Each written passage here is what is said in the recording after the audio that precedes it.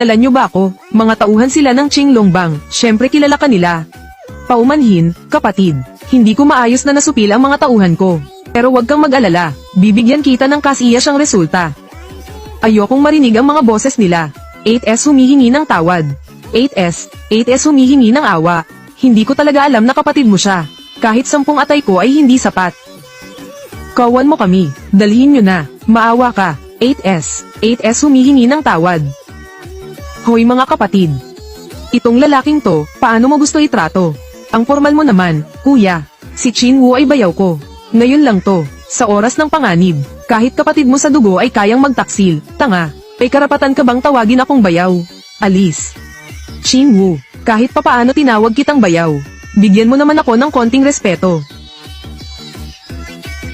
Bigyan kita ng respeto. Bibigyan kita ng sampal. Gusto mo ba, Chinwoo? Akala mo